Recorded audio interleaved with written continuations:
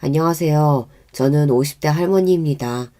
저에게는 딸도 있고 어린 손주도 있지만 저는 아직도 제 입으로 할머니라고 말하는 게 어색해요.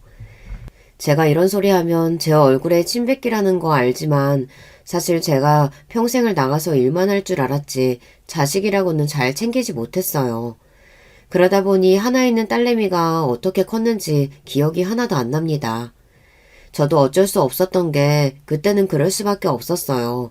제가 20대 중반에 남편과 이혼하고 혼자가 됐거든요. 20대 초반 철없던 시절 친구들과 술 취해 간 나이트에서 만난 남자랑 어쩌다 보니 결혼해서 애까지 낳게 됐어요. 그런데 저와 남편은 애를 낳고도 지겹게 매일 싸웠습니다. 한 번은 제가 퇴근하고 들어왔는데 집안 꼴이 엉망이더라고요. 더군다나 어린 딸아이가 자고 있을 시간이었는데 방에 없었어요. 저는 놀라서 시부모님이 하는 가게로 찾아갔습니다. 시부모님 가게가 집에서 걸어서 10분도 걸리지 않았거든요. 저는 식당에 도착하자마자 화가 났습니다. 술에 취하고 담배를 피우는 사람들 사이에 남편이 딸아이를 업고 서빙을 하고 있더라고요. 이런 일이 한두 번이 아니었습니다. 남편도 시부모님 가게에서 함께 일해요. 시부모님이 하시는 가게는 일반 식당도 아니고 술을 파는 술집입니다. 저는 아이가 아직 어리니 남편에게 제발 저녁에는 가게에 애를 데리고 나가지 말아달라고 부탁을 했어요. 그런데도 남편은 어김없이 저와의 약속을 어기고 아기를 데리고 가게에 갔습니다. 내가 분명히 애 데리고 가게 나가지 말라고 했지. 여기저기 술 취하고 담배 피우는 사람들 천진데 애를 데리고 나오면 어떡해. 애 기침하잖아. 엄마인 제가 바쁘다는 핑계로 애를 잘 돌보지 못하다 보니 그때까지 남편이 혼자 고생하기는 했어요. 남편에게 미안한 마음이 없었던 건 아니지만 그래도 남편이 제모까지 딸아이를 잘 돌봐주기를 바랬습니다. 그런데 그렇지가 않았어요. 남편은 아이를 돌보는 것보다 항상 부모님이 먼저였어요. 퇴근하고 집에 들어와 아이를 보다가도 시부모님이 가게에 일이 많다고 나오라고 하면 어김없이 가게에 갔습니다. 애가 그렇게 걱정되면 애 엄마인 당신이 집에 좀 있으면 되잖아. 언제까지 가장인 내가 애를 봐야 돼? 가장? 당신이 그런 말 할 자격이 있어? 내가 나가서 일 안 하면 당신이 당장 분유값이랑 생활비 벌어올 수 있냐고. 저도 남편을 무시하면서까지 싸우고 싶진 않았지만 저와 남편은 정말 하루도 안 빼놓고 매일 싸웠어요.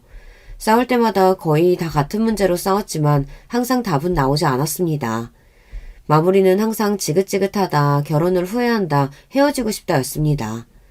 저와 남편이 그럴 만도 했던 게 저희 둘은 서로에게 속아서 결혼했다고 생각했어요. 연애 기간도 짧아서 서로에 대해 잘 알지도 못하는 상태로 결혼을 했습니다. 저와 남편은 나이트에서 만나 술김에 신나게 놀았어요. 저도 오랜만에 하루 스트레스를 풀기 위해 나이트에 간 거라 다른 건 생각도 안 하고 마음껏 놀았습니다. 그래서 남편에게 거짓말을 했어요. 직업을 유치원 교사라고 했습니다.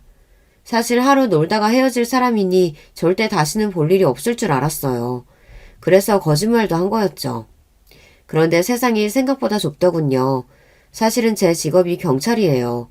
지금이야 여자가 경찰이라고 하면 크게 이상할 것도 없는 일이지만 제가 처음 경찰이 됐을 때는 그렇지 않았어요. 여자를 잘 뽑지도 않을 뿐더러 어렵게 경찰이 돼도 남자들이 썩 좋아하는 직업은 아니었습니다.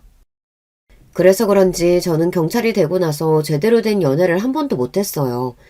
옛날이야 남자들이 다들 결혼하면 여자가 차분하게 집에서 살림하고 애 키우기를 바랬지. 경찰인 저는 그것과는 거리가 멀게 느껴지니 경찰이라고 하면 반기는 남자가 없었죠. 그러다 보니 나이트에 갔을 때 직업을 속였습니다. 그런데 생각지도 못한 일이 생겼어요.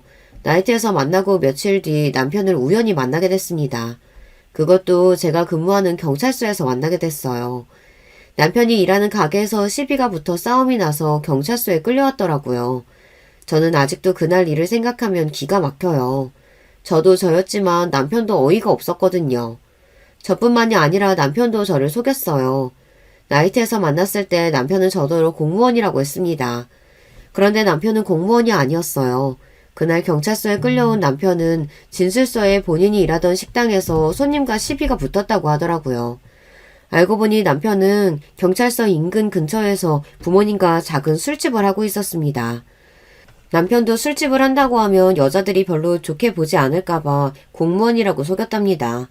그때 저와 남편은 서로에게 이미 호감이 있는 상태였으니 그 상황이 마냥 웃기고 재밌기만 했어요. 하지만 시간이 지난 뒤에서야 알게 된 거죠. 호감만으로 결혼하는 게 얼마나 위험한 건지를요.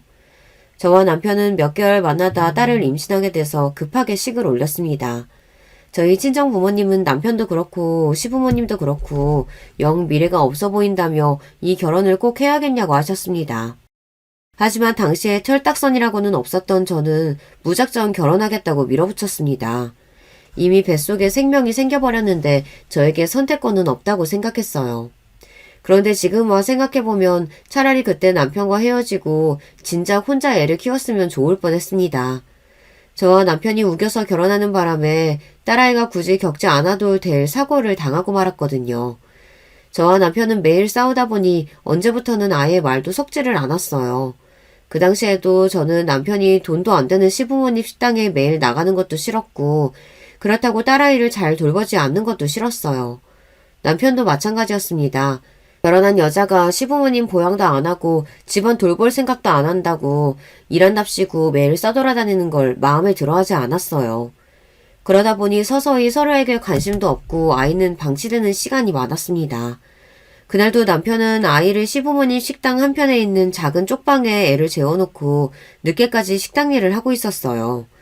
그런데 애가 걷기 시작하니 잠에서 깨자마자 그냥 불쑥 방에서 혼자 나왔나 봐요. 그러다가 그만 주방에 있던 선반 위에 냄비를 쏟아 팔과 얼굴에 화상을 입는 사고가 났습니다. 그때만 생각하면 저는 아직도 심장이 벌렁거릴 정도로 떨리고 무섭습니다. 아이 혼자 얼마나 놀라고 무서웠을까를 생각하면 죄책감에 죽고 싶을 정도예요.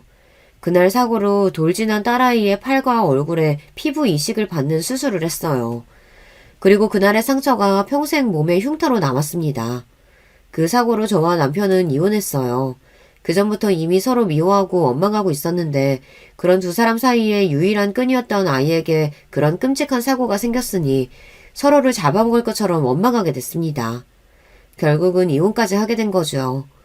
그나마 저에게 다행이었던 건 아이를 데려올 수 있었다는 겁니다. 남편이 이혼하면서 혹시나 저에게 양육권을 안 주겠다고 할까봐 걱정했었는데 의외로 쉽게 양육권을 저에게 줬어요. 물론 이유는 거지 같았지만 어찌됐든 저에게는 잘된 일이었습니다.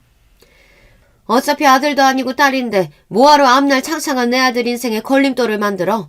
더군다나 몸에 흉터까지 생긴 애를 어떤 남자가 데려가겠어? 하자 있는 애 키워봤자 평생 짐이지 짐. 어머님의 그 몰상식한 사고방식이 저에게 도움되기는 처음이네요. 제 딸더러 짐이라고 하셨으니까 앞으로는 절대 제 딸은 만날 생각도 볼 생각도 하지 마세요. 결혼하고 남편과 사는 1년 좀 넘는 시간 동안 남편도 남편이었지만 사실 시부모님이 끔찍하게 싫었어요. 무식하고 이기적인 사람들이라 마주치기만 하면 저를 힘들게 했거든요. 사실 친정부모님 걱정하실까봐 일일이 말하지는 않았지만 시부모님이 제게 막말을 한 게 한두 번이 아니에요. 저에게 막말한 게 워낙 많아서 다 기억도 안 나지만 30년이 지난 지금까지 제 머릿속에 명확하게 기억나는 말이 있어요. 제가 일이 조금 일찍 끝나서 시부모님 가게로 퇴근했어요. 그런데 시부모님이 남편에게 말도 안 되는 소리를 하는 걸 우연히 제가 듣게 됐습니다. 경찰이면 일하다가 죽어도 평생 연금 나오는 거잖아? 아이고 우리 아들 평생 바꿀 물 일은 없겠네. 그래도 애 엄마인데 일하다가 죽으면 안 되지. 엄마는 재수없게 무슨 그런 소리를 해. 평소에 저라면 그 순간 바로 달려들어가 무슨 말을 그따위로 하냐고 따져 물었겠지만 그날은 저도 나설 수가 없었어요. 그 정도로 마음이 아팠습니다. 아무리 서로 애틋할 정도의 애정은 없다고 해도 그래도 자식까지 낳고 산 부부이고 가족인데 어떻게 없는 자리에서 저런 소리를 할 수 있는 건지 이해가 안 됐습니다. 저는 그때 정이란 정이 다 떨어졌어요. 이혼을 결심한 이후 그런 사람들과 다시는 안 봐야 된다고 생각하니 저는 속이 다 후련했습니다. 저는 이혼하고 바로 친정으로 들어와 살았습니다. 부모님께서 그렇게 하라고 하셨거든요. 당신들이 딸아이는 알아서 잘 키워줄 테니 저에게는 일이나 열심히 하라고 했어요. 자식에게는 엄마도 필요하고 아빠도 필요하지만 제일 중요한 건 안정적이고 따뜻한 울타리가 있어야 한다는 거야. 나랑 네 아버지가 우리 손주한테 제일 안정적이고 따뜻한 울타리 되어줄 테니까 너는 자식 앞에서 떳떳한 어미가 되어줘. 어쩌다 보니 결혼도 하고 아이도 낳고 이혼도 하게 됐지만 사실 저는 당시에 굉장히 혼란스러웠어요. 딸아이를 너무 사랑하고 잘 키워내고 싶지만 저에게는 부족한 게 너무 많았습니다. 아이를 낳기만 했지 육아라고는 해본 적이 없으니까요. 그런 와중에 부모님께서 도와주시겠다고 하시니 감사했습니다. 사실 제가 이혼하고 애를 데리고 본가에 들어갔을 때 부모님께서 그러기에 결혼하지 말라고 하지 않았냐 다그치시면 어쩌나 걱정을 했었거든요. 그때부터 부모님께서 도와주신 덕분에 제 딸은 건강하고 씩씩하게 잘 자랐습니다. 물론 얼굴과 팔에 화상 자국이 조금 남아있다 보니 학창시절 딸아이가 조금 힘들어하기는 했어요.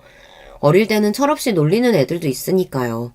하지만 딸아이는 그래도 비교적 씩씩하게 잘 이겨내는 듯 보였습니다. 저를 닮아서 공부도 곧잘하고 친구들과도 잘 지냈거든요. 당시에 제가 강력계에 발령받아 일할 때라 아이에게 신경 쓰지 못하고 소홀할 수밖에 없었어요. 그러다 보니 아이 얼굴도 며칠에 한 번 볼까 말까 했습니다. 그래도 전 나름대로 딸아이에게 전화도 자주 하고 늦게 들어와도 항상 방에 들어가 잠깐이라도 이야기도 나누려고 했습니다. 그런데 딸아이도 사춘기가 왔는지 고등학교에 들어가서는 도통 저에게 곁을 잘 내두지 않더군요. 그러다가 한번 크게 딸아이와 싸운 적이 있었어요. 어느 날이었습니다. 학교에서 선생님께 연락이 왔어요. 딸애가 학교에서 친구들과 담배를 피우다 걸려서 교무실에 잡혀왔답니다. 그래서 부모님 면담을 해야 하니 학교로 오라고 하더군요. 저는 순간 별의별 생각이 다 들었습니다. 명색이 엄마라는 사람이 강력계의 경찰인데 자식 새끼가 담배를 피우는지도 모르고 있었으니까요. 저는 곧바로 학교에 갔습니다. 그러고는 선생님께 머리를 숙이고 인사를 드렸어요. 그 일로 딸아이는 2주 동안 정학을 당하게 됐습니다. 저는 이 상황이 너무 속상하고 믿기지 않았어요. 착한 내 딸이 그럴 리 없는데 이게 다 무슨 일인가 싶었죠. 그날 딸아이를 데리고 집에 오는 길에 저는 결국 참지 못하고 딸에게 퍼붓고 말았습니다. 너 정신이 있는 애야 없는 애야? 엄마가 경찰인데 딸년이 담배 피우고 다녀? 그것도 학교 안에서? 그 순간 딸아이의 표정을 저는 아직도 잊지 못합니다. 커다란 눈동자에 눈물이 가득 고여서는 억울한 듯 입술을 나양 깨물고 있었어요. 저는 순간 뭔가 잘못됐다는 걸 깨달았지만 이미 늦었더군요. 엄마 정말 경찰 맞아? 엄마는 선생님 하는 말만 믿고 나한테는 어떻게 된 일인지 물어도 안 보는 거야? 순간 딸아이의 눈빛은 원망으로 가득 차 있었어요. 저도 모르게 말문이 턱하고 막히고 말았어요. 그때였어요. 딸아이는 닭똥 같은 눈물을 펑펑 흘리며 서럽다는 듯 울부짖었어요. 나 담배 안 피워. 반에 나 괴롭히는 애들 있는데 걔들이 쉬는 시간에 갑자기 불러서 가보니까 내 얼굴에 화상 자국이 꼭 담배로 지진 것 같다고 자꾸만 대조해보자고 담뱃불 들고 괴롭히다 선생님한테 걸린 거야. 딸아이의 말을 듣자마자 저는 심장이 철렁 내려앉는 것만 같았습니다. 당시에 제가 20년을 경찰로 살면서 억울한 일을 겪은 사람들을 수도 없이 봐왔고 도왔는데 정작 제 딸의 억울함은 생각지도 못하고 있었어요. 그걸 그냥 가만히 있었어? 선생님께 바로 이야기했어야지. 너까지 담배 피우다가 걸린 것처럼 가만히 있으면 어떡해. 저는 어쩌면 경찰로서 자격이 없는지 모르겠습니다. 딸아이의 이야기를 듣는데 도무지 이성적으로 판단할 수가 없었어요. 반면 딸아이는 저의 부족한 부분을 이미 정확하게 알고 있었습니다. 엄마도 내 말 안 믿어주는데 선생님이라고 내 말을 믿겠어? 그대로 돌아선 딸아이는 뒤도 안 돌아보고 혼자 집으로 돌아갔습니다. 그 순간 저는 가슴에 돌덩이가 앉은 것처럼 속이 답답하고 숨도 제대로 쉬어지질 않았어요. 저는 그제야 알았습니다. 딸아이에게는 눈에 보이는 상처뿐만이 아니라 제가 모르는 마음의 상처도 가득하다는 걸요. 언제나 저는 딸아이가 알아서 잘 자라고 있는 줄 알았어요. 그런데 제 생각은 완전히 틀렸습니다. 딸아이는 엄마도 아빠도 없이 혼자 냉혹한 전쟁터에서 살아남는 거였어요. 저는 뒤늦게라도 딸아이와 잘 지내보려고 부단히도 노력했습니다. 그동안 써본 적 없던 휴가까지 내고 딸아이와 시간을 보내려고 노력했어요. 그런데 이미 늦었는지 딸아이는 제게 관심도 없었습니다. 여행 가자, 맛있는 거 먹으러 가자 아무리 꼬셔도 소용없었어요. 한 번은 그런 적도 있습니다. 딸아이가 한참 예민한 고3 때였는데 그래도 그전에는 같이 밥이라도 먹어주더니만 그때는 아예 저와 밥도 안 먹으려고 하더라고요. 독서실에서 돌아온 딸이 혼자 밥을 먹고 있길래 제가 건너편에 앉았더니만 말도 없이 바로 일어나 그릇을 싱크대에 넣어버리고 방에 들어가 버리더라고요. 그때의 서운함은 정말 말로 표현할 수가 없었어요. 가슴이 찢어지는 것 같았습니다. 한번 틀어진 모녀 사이가 웬만해서 좋아질 기미가 없었습니다. 제가 다가가려고 해도 딸은 저를 밀어냈어요. 저와 딸의 사이가 이렇게 될 줄은 몰랐는데 저와 딸은 마음속에 쌓인 앙금을 제대로 풀지 못한 상태로 시간을 흘려보내고 말았습니다. 딸은 대학을 졸업하고 성인이 되자마자 기다렸다는 듯 집을 나가고 싶어 했어요. 하지만 저는 반대했어요. 그 일로 저와 딸은 또 부딪히게 됐습니다. 직장이 먼 것도 아니고 집에서 회사도 가까운데 뭐하러 나가서 살아. 너 월급 얼마 되지도 않으면서 괜히 동네 파겠다고 나가서 살면 여기저기 흥청망청 쓰다가 돈도 하나도 못 모아. 저도 마음 같아서는 항상 딸의 선택을 존중하고 이해하는 엄마가 되고 싶었습니다. 하지만 남편도 없이 혼자 힘으로 자식을 키우다 보니 그게 마음처럼 쉽지 않더군요. 다 큰 성인이 돼도 제 눈에는 딸이 아기 같아 보였어요. 뭘 해도 불안했습니다. 돈이고 뭐고 엄마나 할머니나 매일 잔소리만 해대는 통에 답답해서 같이 못 살겠어. 나도 이제 혼자 나가서 살아볼래. 딸은 이미 마음을 굳힌 듯 했어요. 저나 저희 엄마에게 일절 상의도 안 하고 혼자 회사 근처에 월세집까지 이미 구했더라고요. 저도 저였지만 저희 어머니도 많이 서운해 하셨어요. 저를 대신해서 평생 제 딸을 키워주셨으니까요. 할머니가 이 나이까지 우리 손녀만 보고 살았는데 우리 손녀 나가버리면 이 할미 이제 무슨 낙으로 살아. 맨날 나 키우느라 허리에 무릎에 나만 하는 거 없다고 구박할 땐 언제고. 이제 와서 아쉽다 그래. 나도 시집가기 전까지는 혼자 살아볼 거야. 딸이 저보다는 어머니 말씀은 그래도 듣는 것 같길래 이번에도 어머니께 못 나가게 해달라고 부탁을 드렸어요. 그런데 애가 고집이 얼마나 센지 어머니가 이야기를 해도 듣지를 않더라고요. 딸은 결국 독립해 나갔습니다.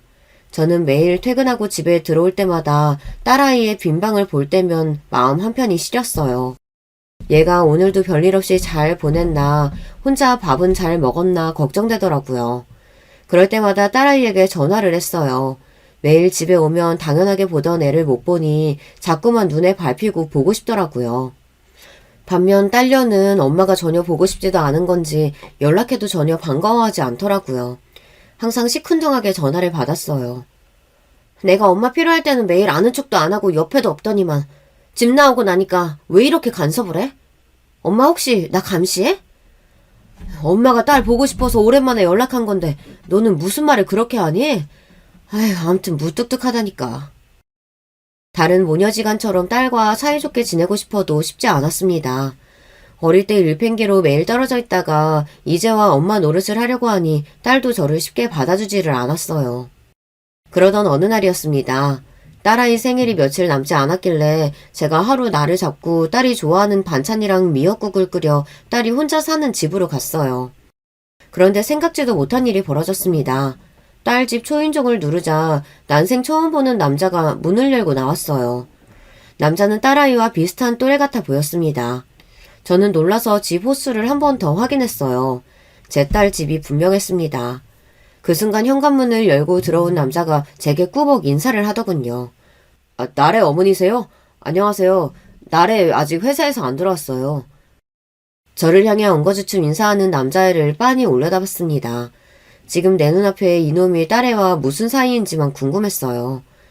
아, 맞아요. 나래 엄마 되는 사람이에요. 근데 그쪽은 누구세요? 전 나래 남자친구예요. 이 집에서 같이 살고 있어요. 저는 순간 말문이 턱하고 막히고 뒷골이 뻐근했습니다. 딸에게 남자친구가 있다는 말도 들은 적이 없는데 이 집에서 같이 살고 있다네요. 제가 이래요. 이렇게 제 딸에 대해 잘 모릅니다. 저는 그제야 알았습니다. 딸아이가 혼자 사는 게 아니더라고요. 남자친구라는 놈과 동거를 하고 있었어요. 저는 애써 가슴을 쓸어내리며 집 안으로 들어갔습니다. 그런데 이미 둘이 같이 산 지 꽤 됐는지 남자의 짐이 잔뜩 있더라고요. 그 모습을 보는데 저는 속이 부글부글 끓어올랐습니다. 상의도 없이 남자와 동거를 한다는 것이 화가 났지만 집안 꼴을 보고 나니 저는 더 화가 났어요. 집안 꼴이 말이 아니더라고요. 둘 다 집안일은 아예 안 하는지 집안 꼴이 꼭 쓰레기장 같았습니다. 더군다나 남자친구라는 놈은 도대체 뭘 하는 놈인지 평일에 운동복 차림으로 게임을 하고 있더라고요. 경찰 생활하면서 이런 놈들 참 많이 봤습니다. 여자 집에 얹혀 살면서 하는 거 없이 한심하게 사는 것들 말이죠. 저는 절로 눈살이 찌푸려졌어요. 잠시 뒤 퇴근한 딸이 집에 들어왔어요. 딸녀는 집 안에 들어와 있는 저를 보자마자 놀라서 눈이 동그래지더군요. 엄마가 여긴 웬일이야? 연락이라도 하고 오지 그랬어. 제 딸이지만 참 답답합니다. 제가 평생 이 집에는 안 올 줄 알았나 봐요. 그렇지 않고서야 제가 구해준 월세집에 버젓이 남자를 데리고 산다는 게 말이 안 되잖아요. 웬일? 나가지 말라고 그렇게 말려도 기어이 우겨서 나가더니만 정신 나간 년이 남자랑 살려고 그런 거였어? 딸이 올 때까지 말 한마디 안 하고 앉아있던 저는 딸년을 보자마자 자리에서 벌떡 일어났습니다. 그 꼬라지를 보고 도저히 진정할 수가 없었어요. 제가 이런 꼴이나 보겠다고 남편과 이혼하고 혼자 딸아이를 키운 게 아닙니다. 나 나름대로 딸과 살갑게 잘 살아보려고 노력하며 살았어요. 그런데 하나뿐인 딸년이 이렇게 어미 속을 몰라주니 정말 착잡하더군요. 엄마가 언제 나를 걱정했다 이래. 나도 이제 성인이야. 남자를 만나든 같이 살든 내가 알아서 할 테니까 그만 돌아가요. 딸년은 참 뻔뻔했습니다. 엄마에게 그런 꼴을 보이고도 미안하지 않은 건지 오히려 저에게 그만 가라고 했습니다. 이 거지 같은 속을에 더 있으래도 안 있어. 나도 하나 있는 딸년 어떻게든 잘 키워보려고 악착같이 노력하면서 살았는데 너 하는 꼴 보니까 나도 정이 딱 떨어진다. 앞으로는 나도 너 어떻게 살든 신경 안 쓸 테니까 너도 엄마 신경 쓰지 말고 알아서 살아. 저도 왜 그런 말이 튀어나왔는지 모르겠어요. 이상하게 딸과만 이야기하다 보면 말이 통하지 않았습니다. 이럴 때 보면 정말 내가 뱃속으로 낳은 딸이 맞나 싶어요. 저는 정말로 딸네 집을 나와 돌아왔습니다. 제가 너 알아서 살라고 소리까지 지르고 나갔는데도 딸녀는 나와보지도 않더라고요. 이래서 자식 키워봐야 소용없다는 말이 있나 봐요. 저는 그날 딸에게 실망했습니다. 그동안 저도 딸에게 훌륭한 엄마는 아니었지만 그래도 나름 딸에게 부끄럽지 않은 엄마가 되려고 많이 노력했습니다. 그런데 그런 제 마음을 전혀 알아주지 않는 딸이 원망스러웠어요. 그날 이후로 저는 일절 딸에게 연락하지 않았습니다. 딸도 저에게 먼저 연락하지 않았고요. 그러던 중 제 인생에 다시 한번 믿을 수 없는 일이 벌어지고 말았습니다. 어느 날 새벽이었어요. 자는데 전화가 울리더군요. 핸드폰에 찍힌 딸이라는 문구를 보고 놀라서 전화를 받았습니다. 그런데 전화기 너머로 딸은 말은 안 하고 가만히 서 있었어요. 저는 무슨 일인가 싶어 왜 그러냐고 무슨 일 있냐고 물었습니다. 그때였어요. 딸아이가 흐느끼는 소리가 들리더군요. 그 소리에 저는 자리에서 벌떡 일어났습니다. 나래야, 무슨 일이야? 왜 그래? 자식이 다 커도 부모는 한시도 마음을 놓을 수가 없습니다. 30을 앞둔 아이가 우는 소리에 심장이 덜컥 내려앉더라고요. 엄마, 이 시간에 미안한데 지금 좀 나한테 와줄 수 있어? 나 너무 무서워. 지금 좀 와줄 수 있냐는 딸아이의 말에 저는 곧바로 딸아이 집으로 달려갔습니다. 딸아이의 목소리가 분명 보통 일은 아니었어요. 집에 도착했을 때 같이 산다던 남자친구 놈은 어디를 갔는지 딸 혼자였습니다. 더군다나 집안 꼴은 전에 왔을 때보다 더 엉망이었어요. 휴지랑 쿠션 같은 게 누가 던졌는지 바닥에 다 떨어져 있더라고요. 그 순간 딸아이가 저를 부둥켜 안더니 펑펑 울기 시작했습니다. 저는 도대체 무슨 일인가 싶어 딸을 달래서 자초지종을 물었어요. 그런데 딸아이 말이 충격적이었습니다. 글쎄 딸애가 임신을 했다네요. 몸이 아무래도 이상해서 어제 테스트기를 했는데 임신이더라고. 그래서 남자친구한테 병원에 가봐야 할 것 같다고 말을 했는데 당장 애 지우라고 난리치더니 집을 나가버렸어. 엄마, 나 진짜 임신이면 어떡해? 순간 저는 손이 부들부들 떨릴 정도로 화가 났습니다. 딸 자식 하나 키우는 게 이렇게 힘든 일인 줄은 몰랐어요. 어쩜 그런 것까지 저를 닮았는지 딸아이는 만나도 어디서 그런 쓰레기를 만났더라고요. 마음 같아서는 지금 당장 그 자식을 잡아다가 수갑을 채워 감옥에 넣어버리고 싶은 심정이었지만 저는 애써 꾹 참았습니다. 지금은 딸아이를 진정시키는 게 먼저니까요. 저는 대충 짐을 챙겨 딸애를 집에 데리고 왔습니다. 그리고 우느라 지친 몸을 녹여주고 잠부터 재웠어요. 오랜만에 딸애가 자는 모습을 가만히 보고 있는데 마음이 좋지 않았어요. 속상해서 잠도 못 자겠더라고요. 딸 팔자는 엄마를 닮는다는데 이게 다 저를 닮아 일어나 싶더라고요. 저는 딸아이가 생겨서 덥석 결혼해서 고생을 꽤 했으니까요. 다음날 저는 휴가를 내고 딸애와 병원부터 갔습니다. 역시나 딸은 임신이 맞았어요. 저는 그 순간 오만 가지 생각이 다 들었습니다. 저도 제가 이럴 줄은 몰랐는데 솔직한 심정으로는 애를 지우고 아무 일 없다는 듯 살게 하고 싶었어요. 하지만 딸아이는 아예 그럴 생각이 없어 보였습니다. 그 자식이 뭐라고 하든 나는 아이 낳을 거야. 혼자서라도 키울 거야. 도대체 누굴 닮았는지 제 딸은 고집이 참 세요. 본인이 하겠다고 마음먹은 일은 무조건 하고 맙니다. 그 성미를 누구보다 잘 아는 저는 그런 딸을 말려봐야 소용없다는 것도 알고 있었죠. 그날 이후 저는 고민이 많았습니다. 어떻게 하는 게 제 딸에게 가장 좋은 방법일지 몇 날 며칠을 고민했어요. 고민 끝에 내린 결론은 우선 애아빠와 이야기를 나눠보는 거였습니다. 아무리 마음에 안 들어도 애아빠인데 이야기는 나눠봐야 할 것 같았어요. 이러다간 제 딸이 미혼모가 되게 생겼으니까요. 딸아이에게 연락처를 받아 남자친구 놈을 따로 만났습니다. 저는 그 놈을 만나러 가기 전에 부단히도 마음을 잡았어요. 절대 화내지 말자, 소리 지르지 말자, 다짐하고 또 다짐했습니다. 그리고 그 녀석을 만났습니다. 녀석은 그래도 일말의 양심은 있는지 제 눈도 똑바로 바라보지 못하더군요. 저는 애써 좋게 좋게 말을 이어나갔습니다. 자네도 많이 놀랐지? 그래도 어떡하나. 일이 이렇게 됐는데 어른으로서 마땅한 책임은 져야지. 제 말에 녀석은 한동안 말이 없더니만 이내 입술을 뗐습니다. 아시겠지만 저는 아직 변변한 직장도 없고 집도 없어요.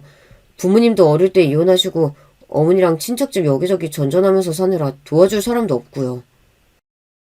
제대로 이야기해보기 전까지만 해도 제 딸이 왜 저런 놈이랑 살았나 이해가 안 됐는데 그날 보니 조금은 이해가 되더라고요. 서로 비슷한 가정 환경에서 자랐으니 마음이 통했나 봐요. 그렇게 생각하고 보니 저도 딸아이 남자친구에게 조금 마음이 갔습니다. 애가 생겼는데 그런 게 다 무슨 소용이야. 내가 도울 수 있는 건 다 도와줄 테니까 우선 둘이 식부터 올리자. 저는 지금까지 그날 그 순간을 후회해요. 혹시나 내 딸이 남편도 없이 혼자 애 키우며 살게 될까봐 그게 무서워서 딸과 딸 남자친구를 몰아붙이며 제가 다 알아서 해줄 테니 식만 올리라고 했습니다. 지금 생각해보면 제가 자존심이 상해서 제 자존심을 지키기 위해 그랬던 건지도 몰라요. 저도 이혼하고 혼자 애 키우면서 주변에서 별의별 소리를 다 들으며 살았다 보니 주변 사람들의 시선이 의식됐습니다. 평생 제 걱정만 하며 산 어머니가 또 걱정하실 걸 생각하면 마음이 아프기도 했고요. 그렇게 저는 정신없이 딸을 결혼시켰습니다. 둘이 좋아서 돈 것까지 했던 사이니 식만 올려주면 알아서 잘 살겠거니 했어요. 그런데 그게 생각처럼 쉬운 일이 아니더군요. 결혼만 시키면 다 끝난 줄 알았는데 이건 끝이 아니라 또 다른 시작이었습니다.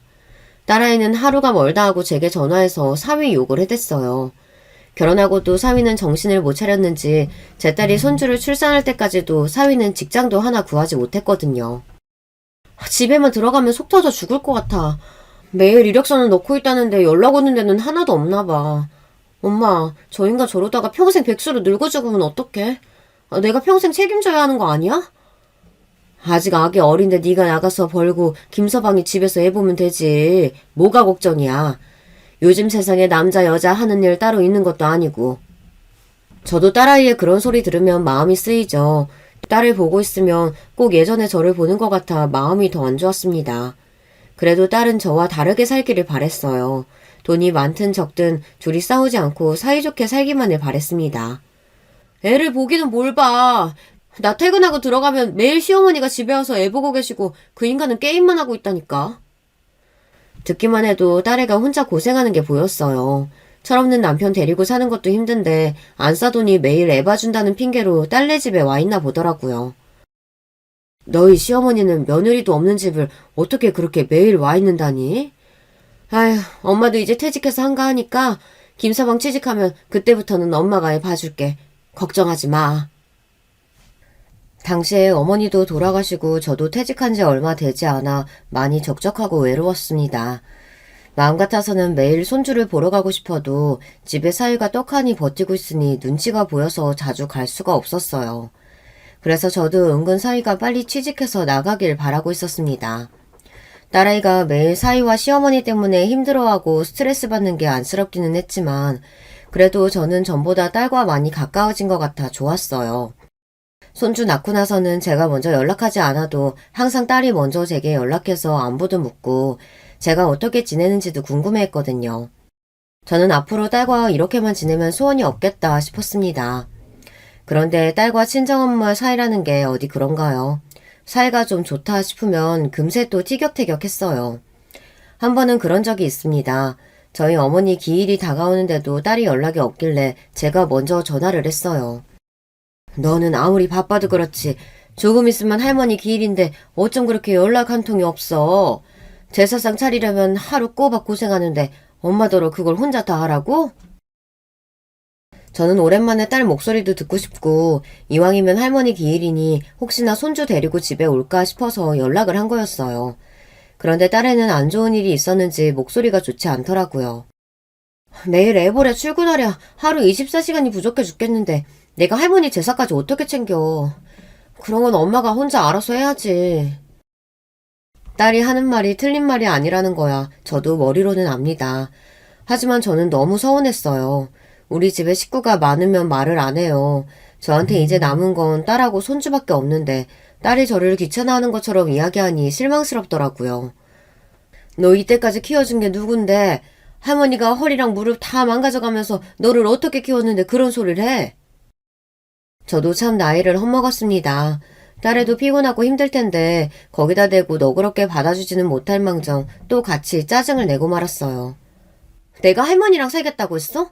엄마가 나 키울 형편 안 되니까 할머니한테 맡겨놓은 거면서 왜 나더러 할머니 제사를 챙기래? 나는 모르겠으니까 엄마가 알아서 해. 저와 딸은 또 서로에게 상처되는 말만 잔뜩 퍼부어 놓고 전화를 끊어버렸습니다. 저는 전화를 끊고도 마음이 안 좋아서 한참 동안 멍하니 앉아 있었어요. 저도 좋은 아내, 좋은 딸, 좋은 엄마가 되고 싶었는데 어쩌다 이러고 있는지 모르겠습니다. 50년 넘는 세월을 사는 동안 뭐 하나 제대로 한 게 없었어요. 그래도 핏줄은 핏줄인지라 딸아이가 먼저 제게 손을 내밀어줬습니다. 어머니 제삿날 딸내미가 손주 녀석을 데리고 집에 왔더라고요. 얼마 만에 딸과 손주 얼굴을 보는 건지 모르겠어요. 저는 좋으면서도 괜히 지난번의 일이 마음에 걸려 마음껏 좋아하지도 않았습니다. 괜히 툴툴거렸어요. 애 키우랴 일하랴 한창 바쁘신 분이 여기까지는 어인 행차셔? 자식 얼굴 보면 그냥 반갑고 좋다고 하면 될 거 가지고 꼭 싫은 소리를 해댔어요. 가끔은 저도 이런 제가 참 싫습니다. 할 일 많은데 혼자서는 못한다고 징징거리니까 왔지. 그리고 엄마가 언제 제사상을 한번 제대로 차린 적이나 있었어? 엄마 음식 솜씨도 없는데 그 맛없는 거 제사상에 올리면 할머니가 실망하실까봐 내가 온 거야. 이럴 때 보면 저보다 제 딸이 그릇은 훨씬 커요. 이해심도 저보다 깊고요. 거기다가 사실 음식 솜씨도 저보다 딸이 나아요. 저야 젊어서부터 일한다는 핑계로 어머니랑 같이 살면서 어머니께 밥 얻어먹기만 해봤지 돌아가시기 전까지 제가 직접 해드린 적이 없었는데 저희 딸은 그래도 할머니가 고생하신다고 맛있는 것도 자주 사서 들어오고 어머니 생신이면 직접 장 봐서 밥상도 차려주곤 했어요. 여러모로 저보다 딸이 훨씬 낫습니다. 같이 음식도 하고 제사를 지낼 때까지는 분위기가 좋았어요. 거기다가 마침 딸아이가 다음날 회사도 쉰다고 해서 집에서 저와 하루 자고 간다고 했어요. 저는 오랜만에 딸과 잘 생각을 하니 기분이 좋았어요. 저는 손주부터 일찍 재우고 딸이랑 맥주 한잔을 했습니다. 그런데 술을 먹지 말 걸 그랬어요. 그냥 기분 좋은 상태로 일찍 잤어야 했습니다. 술이 들어가니 굳이 안 해도 될 말을 하게 되더라고요. 저는 아무래도 취직을 못하는 사이가 걱정돼서 한마디 했는데 그게 발단이 돼서 또 딸내미랑 티격태격 했어요. 나 아시는 분이 새로 회사 차렸는데 거기서 직원들 뽑는다네. 내가 혹시나 해서 슬쩍 김서방 얘기했는데 조건 좋다고 한번 나와서 면접 보라는 거야. 내가 김서방한테 한번 물어볼까? 어때? 사위가 지금은 취직을 못하고 집에서 애나 보고 있지만 사실 대학도 좋은 대학을 나왔고 자격증 같은 것도 많아요. 저는 능력 있는 사람이 매일 집에서 놀면서 게임만 하는 게 안타까워서 이야기를 한 겁니다. 무엇보다 혼자 고생하는 딸내미가 걱정돼서 한 이야기이기도 하고요. 그런데 제 말에 딸의 기분이 상했는지 불쑥 화부터 냈어요. 엄마는 그 인간 성격 몰라서 그래. 자기 명문 때 나왔다고 끝까지 중소기업은 죽어도 안 간다고 하는데 그런 인간이 이제 막 생긴 신생기업 면접 보라고 하면 좋아하겠어? 엄마 앞에서는 찍소리 못하고 나한테 와서 지랄할걸? 아무리 그래도 남편한테 지랄이 뭐야. 김서방도 답답하고 힘들어서 그러는 거니까 네가 옆에서 잘 좀 챙겨줘. 그래도 너 나가서 일하는 동안 김서방이 집에서 아기랑 고생하잖아. 사위나 딸이나 다 제 자식이다 보니 둘 다 아이 키우면서 사는 게 고생스러울 것 같아 저는 별 생각 없이 그냥 한 소리였어요. 사위도 나름대로 힘든 게 있을 것 같아서요. 그런데 그 순간 딸아이가 눈을 번뜩 뜨더니 저를 쏘아보았어요. 엄마는 항상 이런 식이더라. 자식이 난데 항상 보면 내 말은 안 듣고 다른 사람 편만 들어. 이래서 엄마랑은 이야기하기 싫다니까? 딸은 갑자기 언성을 높이더니만 들고 있던 맥주캔을 세게 내려놓고 그대로 등을 돌리고 누워버렸어요. 저는 얘가 또 왜 예민하게 일어나 싶었습니다. 하지만 저는 딸과 또 싸우고 싶지 않아 애써 분위기를 풀어보려고 했습니다. 아이고, 우리 딸 엄마가 사위 편 좀 들었다고 삐졌어? 엄마야, 우리 딸 힘들까봐 그런 거지. 제가 애써 뒤에서 딸아이 허리를 안았는데도 딸은 꼼짝도 안 했습니다. 그대로 잠든 딸은 아침에 일어나자마자 밥도 안 먹고 집을 나가버렸어요. 그리고 며칠 동안 연락도 없었습니다. 딸애가 집을 왔다가 그냥 그렇게 가버린 게 아무래도 마음에 쓰여서 저는 딸애가 좋아하는 반찬을 바리바리 싸서 딸네 집에 갔습니다. 애 키우랴 일하랴 얼마나 힘들지 제가 잘 아는데 제가 딸아이에게 그런 모진 소리를 했다는 게 저도 너무 미안해서요. 그런데 그때 딸네 집 앞에 도착한 저는 깜짝 놀라고 말았어요. 3층에 사는 딸 목소리가 1층 현관까지 들리고 있었어요. 사위와 싸우는지 펑펑 울면서 울부짖는 소리가 들렸습니다. 그때였어요. 1층에 사는 주민이 내려오면서 위에서 들리는 소리를 듣고는 혼자 중얼거리는데 그 소리를 제가 듣고야 말았어요. 아이고 303호 또 시작이네. 어린애도 키우는 집구석이 왜 저렇게 매일 싸워. 순간 저는 놀라서 지나가는 주민을 붙잡았습니다. 그리고 제가 303호 사는 애 엄마, 친정 엄마인데 평소에도 저렇게 많이 싸우느냐고 물었어요. 그러자 당황한 주민분도 말을 할까 말까 고민하시더니만 결국은 이야기를 하더라고요. 303호 애엄마 친정엄마라고 하시니까 하는 말인데 아유 애가 어려도 웬만하면 그냥 이혼시켜요. 303호 애아빠 매일 소리 지르고 욕하고 난리도 아니에요.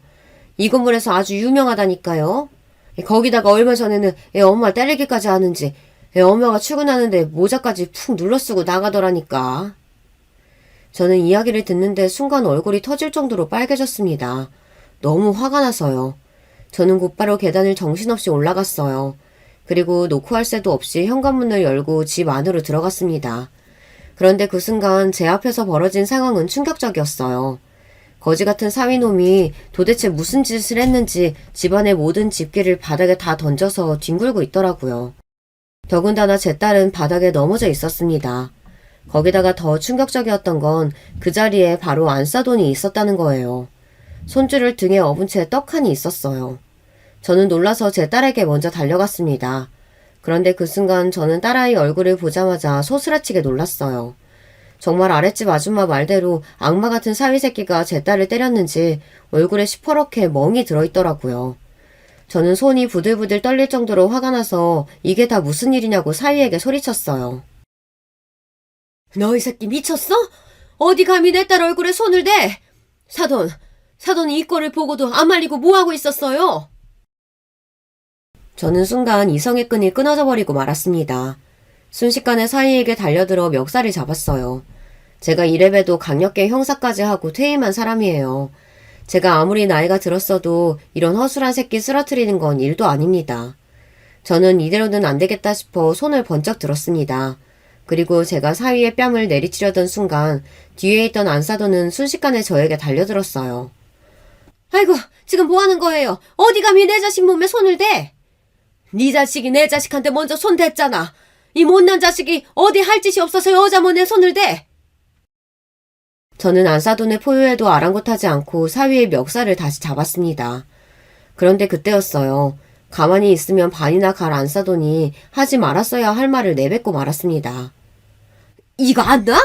여자가 맞을 짓을 했으니까 우리 아들도 그랬지. 우리 아들이 괜히 그랬겠어? 사돈이 몰라서 그렇지. 사돈 딸내미 드세도 얼마나 드센데. 새아기 쟤는 좀 맞아야 정신을 차린다니까. 순간 저는 잡고 있던 사위의 멱살을 세게 내려놓았습니다. 그리고 고개를 돌려 안싸돈을 쏘아부었어요. 당신 지금 그걸 말이라고 해? 이 집구석 아주 안 되겠네. 내가 웬만해서는 말로 해결하라고 했는데 도저히 안 되겠어. 오늘 너 죽고 나 죽자. 너 이 새끼 이리 와. 저는 그대로 사위에게 달려들어 사위의 머리끄댕이를 낚아챘습니다. 그리고 마구 흔들어 머리털을 다 뽑아놨어요. 장모님! 지금 뭐 하시는 거예요? 장모님? 내가 왜 네 장모야? 너 이 자식, 네가 감히 내 딸을 건드려? 내가 너 깜빵 보내고 콧망 먹게 해줄 테니까 그런 줄 알아! 저는 사위 머리털을 다 뽑아놓고도 분이 풀리지 않았습니다. 저는 바로 제가 아는 후배 경찰에게 전화해 당장 사위 새끼를 잡아가라고 신고했어요. 그 순간 사위는 물론이고 안사돈까지 놀라서 난리가 났습니다. 사돈, 지금 제정신이에요? 애오빠를 신고하면 어떡해요? 집안 풍비박산 낼 일 있어요? 안사돈은 제가 신고하겠다고 하자 그제야 정신이 들었는지 제 손목을 잡으면서 제발 좀 고정하시라고 했어요. 안사돈도 아시잖아. 부부가 살다 보면 치고받고 싸우기도 하는 거지. 뭘 그런 걸 가지고 신고를 해요. 우리 이성적으로 손주 생각해서 여기서 그만합시다. 장모님, 제가 아까는 순간 너무 화가 나서 실수로 그런 거예요. 제가 나래 얼마나 사랑하는 줄 아시잖아요. 저 나래 없으면 못 살아요. 제가 앞으로 참여하고 나래한테도 장모님한테도 평생 잘할게요. 제발 용서해 주세요. 둘 다 꼴도 보기 싫으니까 이 집에서 당장 짐 싸서 나가요. 저는 더 이상 사돈이니 사위니 하는 그런 인간들의 소리는 듣고 싶지 않았어요. 저는 안사돈과 사위의 눈도 마주치질 않은 채 안사돈 등에 업힌 손줄을 획 뺏어서 뒤도 보지 않고 딸과 방으로 들어갔습니다. 딸아이의 얼굴에 난 멍자국과 집안 상황을 하나도 빼놓지 않고 사진으로 다 찍어뒀어요. 그리고 잠시 뒤 경찰들이 도착했을 때 저는 제가 부눈으로 본 상황과 아랫집 아줌마의 증언을 바탕으로 사위를 고소했습니다. 얼마 뒤 사위는 검찰 조사를 받았습니다. 그날 사위가 딸을 때린 게 사위 자식이 사고를 쳐서 딸아이가 한마디 했는데 거기에 욱해서 그런 거더라고요. 매일 애도 자기 엄마한테 맡기고 컴퓨터 게임만 하더니만 알고 보니 사위놈이 게임을 한 게 아니라 도박 사이트와 연관이 있었어요. 사위가 컴퓨터 공학 전공이라는 건 알고 있었는데 그 좋은 능력을 나쁘게 쓰고 있더라고요. 자기 딴에는 매일 취직도 안 되고 집에서 놀기만 하고 있으니 딸 눈치가 보여서 그런 거라고 한다는데 말이 되질 않았습니다. 그날 제가 갔을 때 도박 사이트에 대해 제 딸이 알게 돼서 사위에게 난리를 쳤었나 봐요. 가장이면 가장답게 나가서 떳떳하게 돈을 벌어야지 뭐 하는 짓이야. 그러다가 체포라도 되면 어쩌려고 그래. 너는 예편내가 어디 감히 남자 하는 일에 간섭이야? 내 아들이 너보다 학벌도 좋고 똑똑한데 어련히 알아서 할까? 자기 아들이 잘못했으면 혼낼 생각을 해야지. 안사돈은 딸이 사위에게 싫은 소리를 하는 게 듣기 싫었는지 그 와중에 끼어들었나 보더라고요. 학벌만 좋으면 뭐래요. 몇 년 동안 그 대단한 학벌 써먹지도 못하고 집에서 저러고 놀고만 있는데. 아이씨구? 얼굴이며 몸에 흉터 있는 거 다 데리고 살아줬더니만 고마운 줄도 모르고 하는 소리 봐라. 어머님, 지금 말 다 하셨어요? 제가 지금까지 어머님한테 어떻게 했는데 그런 소리를 하세요? 그만해. 어디서 우리 엄마한테 큰 소리야? 딸과 안사돈이 티격태격 언성을 높이자 사위가 버럭 소리를 지르며 물건을 던지고 딸아이에게 손찌검을 했대요. 평소에도 화가 나면 그렇게 물건을 던지고 소리를 지르더니만 결국은 딸에게 손까지 댄 거죠. 이게 다 제 잘못입니다. 아이가 생겼어도 아빠 자격이 없는 놈이면 애초에 결혼시키지 말았어야 했는데 이게 다 제가 잘못 판단한 탓이에요. 제가 생각해도 제가 참 멍청해요. 전 남편한테 그렇게 당하고도 정신 못 차리고 제 딸을 제가 또 힘들게 했어요. 엄마라는 사람이 정신 똑바로 차렸어야 했는데 네가 그렇게 힘든 줄도 모르고 무작정 결혼하라고 몰아붙이고 다그쳐서 미안하다. 아니야 엄마.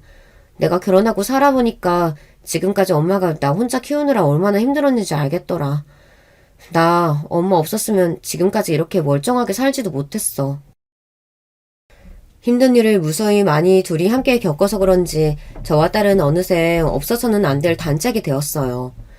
저는 딸을 위해서 이번 일만큼은 제가 확실히 수습해야겠다 싶었습니다. 저는 제가 아는 모든 인맥을 동원해 사위가 본인이 저지른 잘못만큼 벌을 받을 수 있도록 힘썼습니다. 거기다가 안 싸돈네 형제의 친척까지 탈탈 털었어요. 그 집구석이라면 아주 치가 떨려서 다 망하게 할 생각입니다. 딸아이는 이혼 소송에 양육권 소송까지 정신이 없었거든요. 거지 같은 사위 자식이 끝까지 구질구질하게 굴고 있었어요. 양육권은 물론 이혼도 못 해주겠다고 버티고 있었습니다. 사위 입장에서는 그럴만하죠. 사실 결혼하면서 집이며 차며 모두 다 제가 해줬거든요. 사위 앞으로 된 거라고는 카드빚만 잔뜩 남아있으니 어떻게든 이혼 안 하려고 버텼어요. 사위 새끼는 계속해서 억울하다고 법원에 탄원서를 내고 있어요. 하지만 저와 딸은 여기서 멈출 생각이 없습니다. 저런 쓰레기 같은 놈하고는 애 어릴 때 진작 이혼하는 게 답이에요. 얼마 전 딸은 살던 아파트는 부동산에 내놓고 제가 사는 집으로 들어왔어요. 그 집에 더는 살고 싶지 않다고 하더라고요. 옛날에 제가 그랬던 것처럼 저와 딸과 손주가 함께 살고 있는데요. 지금도 딸아이는 사위와 소송 중이지만 저희는 애써 씩씩하게 잘 해내고 있습니다. 앞으로도 저와 딸의 앞날은 힘겹고 아픈 날들이 있겠지만 그럴 때마다 둘이 함께 힘을 합쳐 잘 살아보겠습니다. 여러분께서 저희 딸과 제 앞날을 응원해주세요. 댓글로 응원 남겨주시면 딸과 함께 보고 힘내도록 하겠습니다. 지금까지 저의 두서없는 인생 이야기 들어주셔서 감사해요. 여러분의 가정에는 항상 화목한 일만 가득하시길 바랄게요. 안녕하세요. 저는 경기도 수원에 사는 40대 주부입니다. 오늘은 얼마 전 일어났던 제 사연을 제보하려고 해요. 친구들이 듣더니 이건 한 명이라도 더 알아야 한다고 하더라고요. 저도 다시 생각해도 통쾌한 사연이라 제보하게 됐습니다. 오늘 사연은 바로 동서들과 있었던 사연입니다. 제가 손아래 제일 막내 며느리고 두 분은 제 형님들이에요.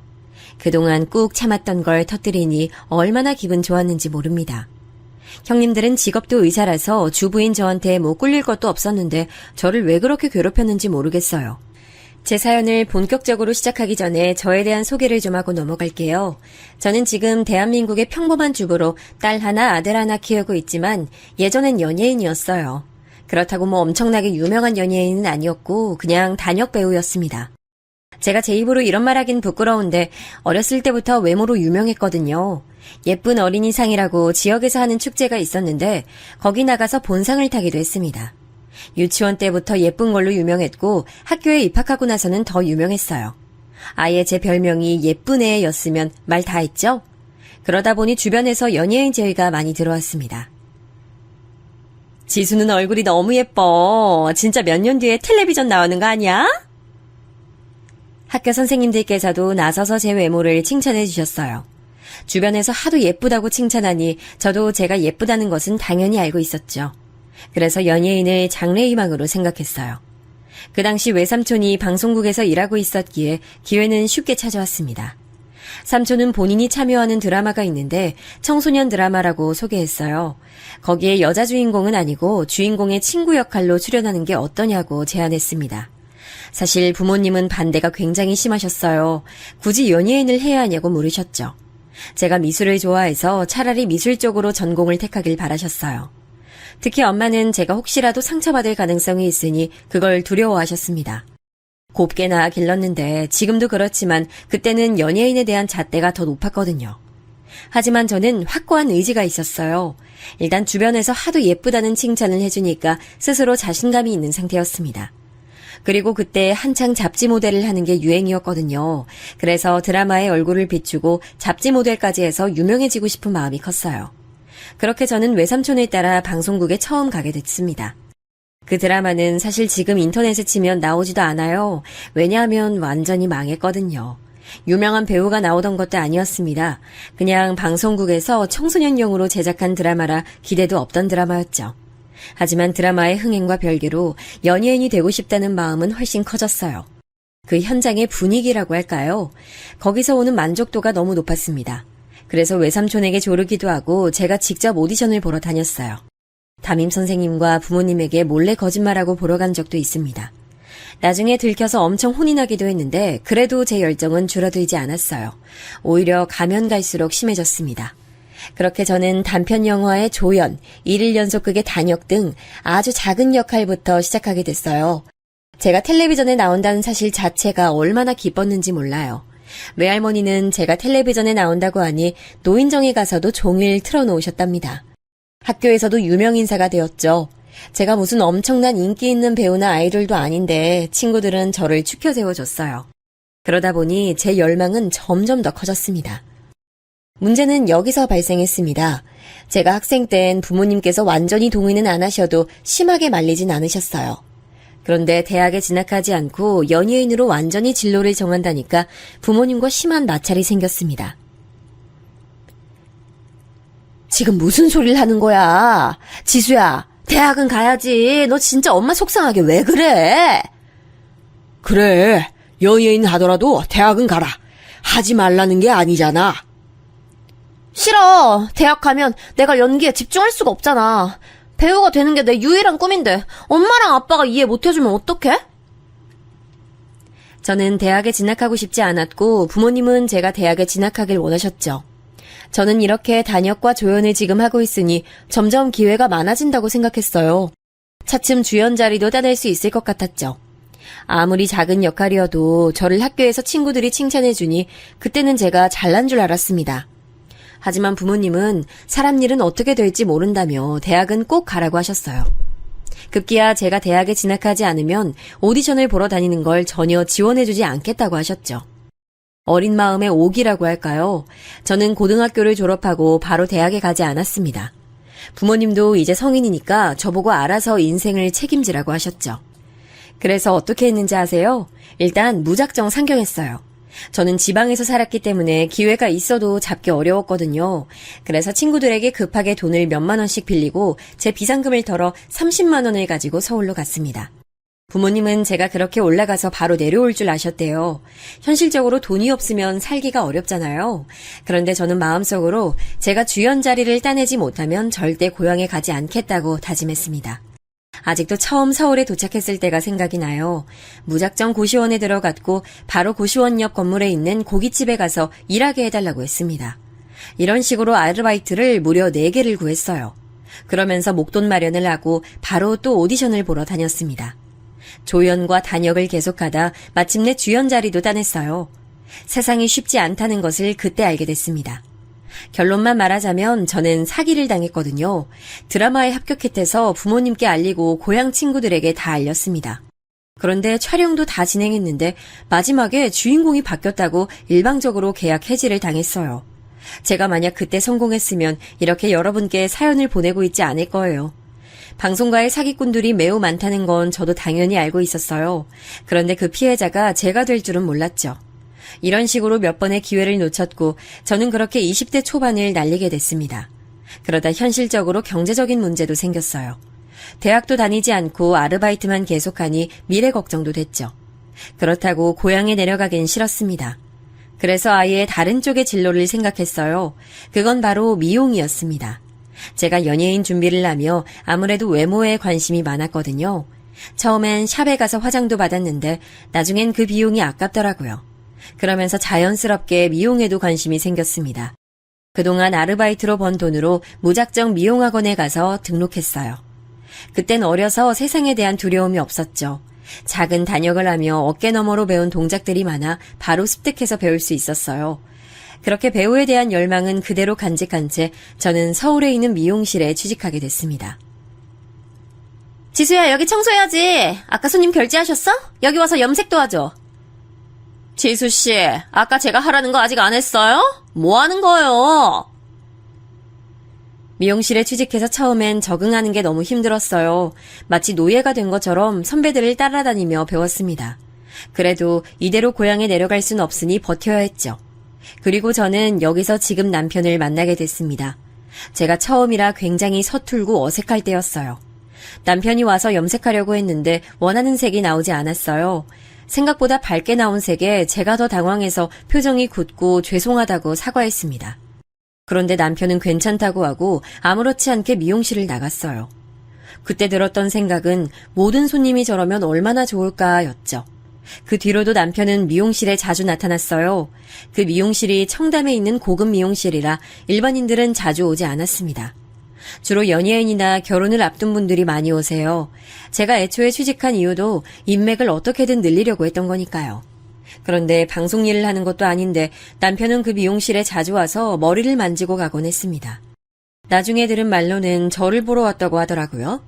남자라 머리를 자주 바꿀 순 없으니 영양도 하고 드라이도 하며 저와 안면을 트게 됐죠. 그리고 굉장히 자연스럽게 연인으로 발전했어요. 남편은 그때 대학생이었는데 명문대에 다니는 학생이었습니다. 저는 그런 남편이 똑똑해서 좋았는데 한편으론 결혼은 안 되겠다고 생각했죠. 고향에서도 부모님은 계속 이제 대학을 가라고 압박하셨어요.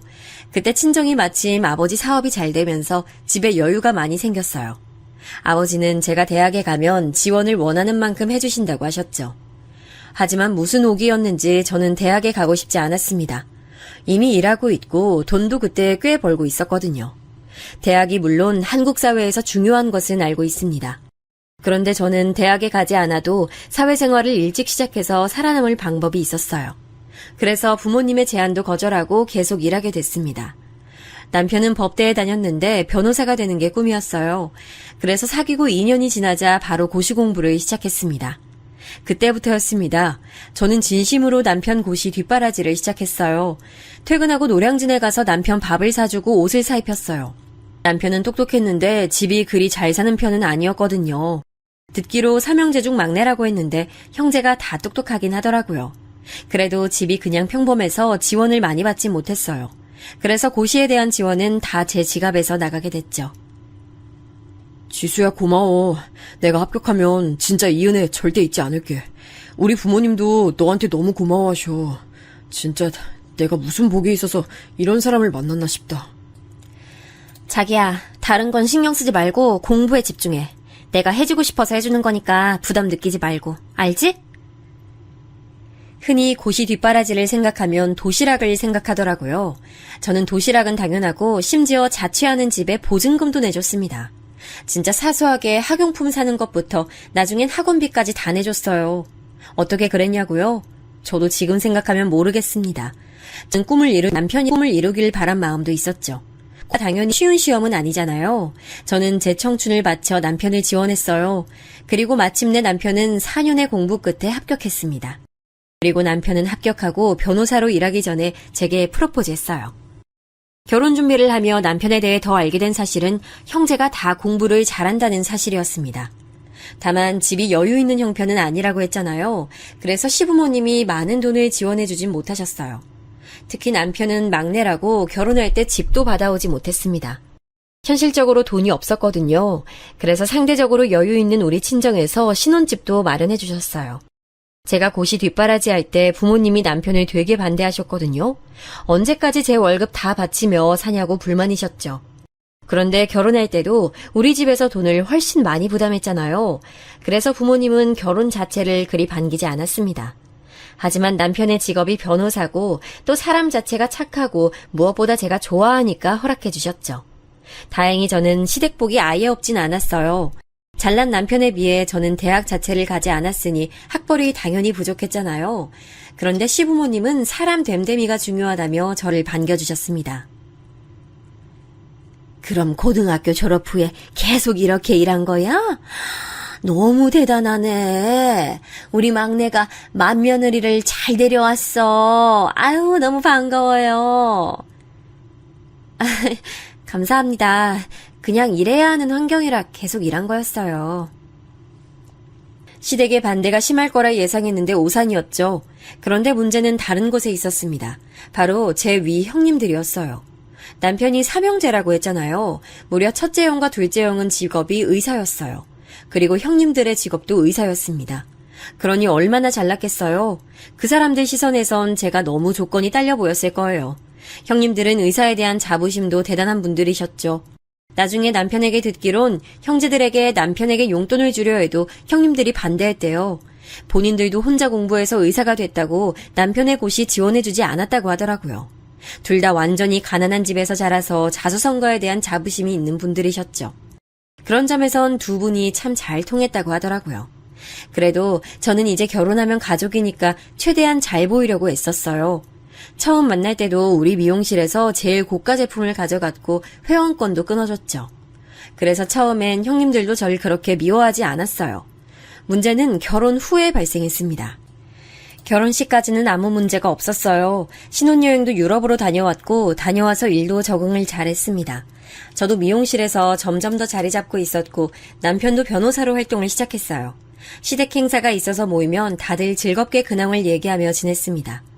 그런데 그때 알게 된 사실은 의사인 형님들이 자기들끼리 굉장히 친하다는 거였어요. 물론 직업이 같으니 그럴 수 있겠죠. 그런데 점점 저를 따돌리는 모습이 보였습니다. 특히 시어머니가 제 외모에 대해 칭찬을 굉장히 많이 하셨는데 그럴수록 더 심해졌어요. 시어머니는 제가 예쁘게 생겼다고 친척들이 모인 자리에 저를 데리고 인사를 시키셨거든요. 우리 막내 며느리야. 너무 예쁘지? 직업은 미용사. 지금 청담에서 일하고 있어. 나중에 뭐 행사 있으면 말해. 우리 며느리가 예쁘게 봐줄 거야. 아유, 왜 이렇게 예쁘게 생겼어? 너무 예쁘다. 연예인 같아. 감사합니다. 이런 말을 제 입으로 하긴 좀 그렇지만 형님들 외모가 사실 잘난 편은 아니었어요. 첫째 형님은 굉장히 비만이었고 둘째 형님도 평범보다 못한 외모였습니다. 저는 그래도 사람이 외모가 중요한 게 아니잖아요. 저도 외모가 잘난 편이지만 연예인으로 성공하지 못했잖아요. 그래서 내면이 제일 중요하다고 생각했는데 형님들은 그게 아니었나 봐요. 참, 그리고 저는 제가 과거에 연예인으로 활동했었다는 사실은 시댁에 알리지 않고 있었어요. 굳이 알리고 싶지 않은 과거였거든요. 계속 제가 활동하면 모르겠는데 그게 아니니까 남편만 알고 있었습니다. 그래서 우리 병원엔 그런 손님이 많이 와. 동서도 그렇지 않아? 맞아요. 그리고 남편 병원엔 또 이런 환자가 늘었대요. 확실히 독감이 유행인가 봐요. 저도 요즘 목이 칼칼하더라고요.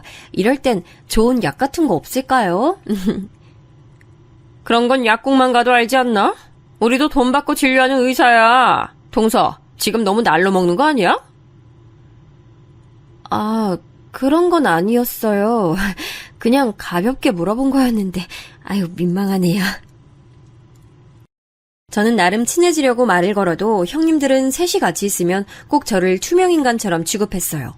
처음엔 제가 괜히 그렇게 느끼나 싶었는데 날이 갈수록 심해졌습니다. 둘이 직업이 같으니 당연히 공통점이 많았을 거예요. 그런데 나중엔 전문 의학 용어까지 쓰며 저는 알아듣지 못하는 얘기를 하더라고요.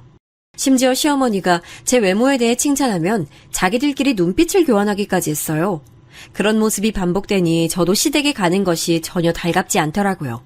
그래도 시부모님은 저에게 너무 잘해주셨고 무엇보다 남편이 저에게 헌신적이라 버틸 수 있었습니다. 그리고 이때까지는 저에게 직접적으로 뭐라 하진 않았거든요.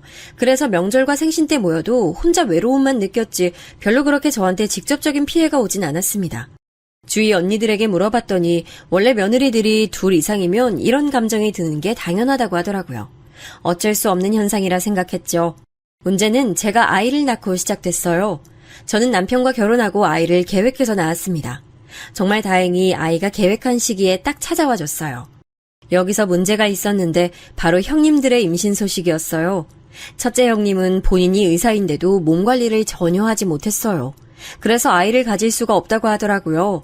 워낙 몸이 뚱뚱하기도 하고 건강상의 문제로 아이를 가질 수 없었습니다. 하지만 문제는 첫째 형님은 꼭 아이를 갖길 원하셨다는 거예요. 그래서 나중엔 시험관까지 했지만 결국 아이를 가지지 못하셨어요. 입양하려고 입양기관에 방문했다는 것을 남편을 통해 들었죠. 하지만 본인 핏줄이 아니라 첫째 형님과 아주버님은 끝내 입양하지 않으셨습니다. 이미 노산의 나이가 지나고 임신이 자연적으로 힘든 나이가 되어 거의 포기 상태였어요. 그리고 둘째 형님은 아이를 가지긴 했는데 정말 힘들게 가지셨어요. 제가 옆에서 본 것만 몇 번의 시험관 수술을 했으니까요. 돈도 많이 들고 마음고생도 심하셨어요. 이건 저도 인정해요. 반면 저와 남편은 마음을 먹자마자 바로 아이가 생겼습니다. 아이가 생겼다는 기쁨도 잠시 이걸 시댁에 어떻게 알리지라는 생각이 들었어요.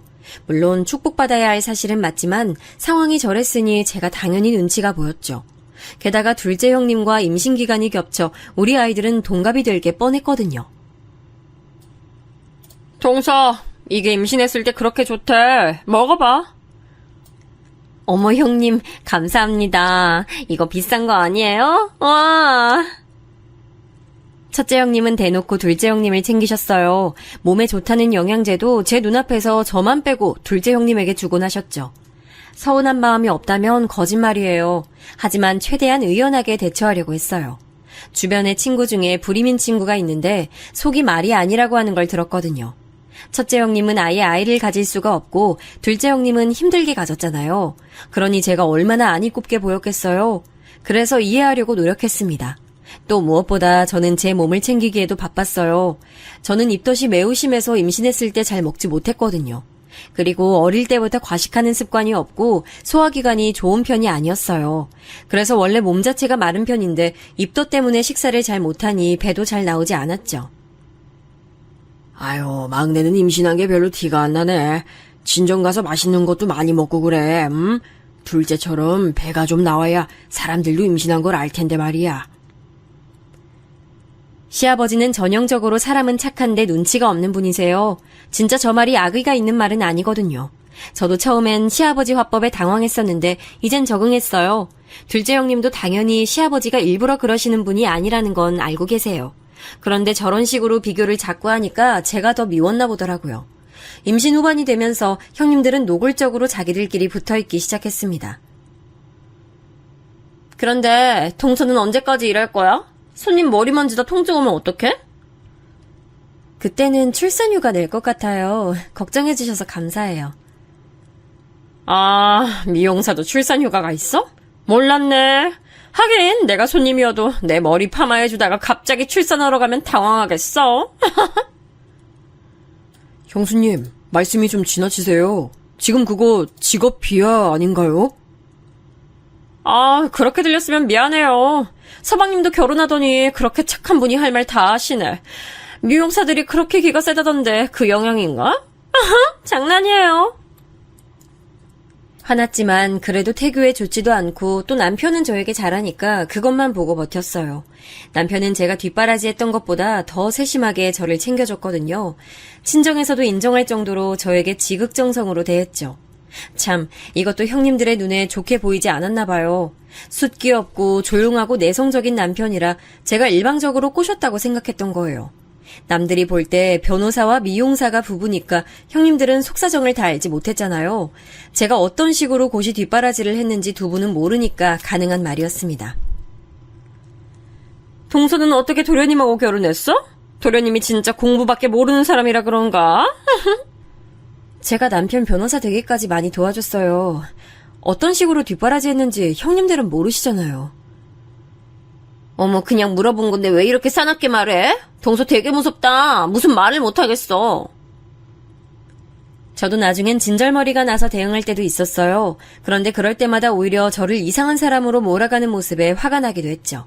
그래도 아주버님들이나 시댁 식구들은 저에게 친절했으니 제가 참자고 마음속으로 다짐했습니다. 형님들과의 신경전은 아이가 태어나고 더 심해졌어요. 공교롭게도 둘째 형님의 아이와 우리 아이의 성별은 딸이었습니다. 나이도 같았고 성별도 같았어요. 그러다 보니 자연스럽게 친척들이 모일 때 비교가 됐죠. 문제는 여기서 발생했습니다. 제가 최대한 객관적으로 상황을 전달하고 싶은데 사실 둘째 형님의 딸은 정말 못생겼어요. 아주머님도 잘난 외모가 아닌데 둘째 형님도 못생겼거든요. 그런데 시조카가 어쩜 두 분의 못난 부분만 닮게 태어났더라고요. 여자아이인데 데리고 나가면 단 한 명도 예쁘다고 하는 사람이 없었어요.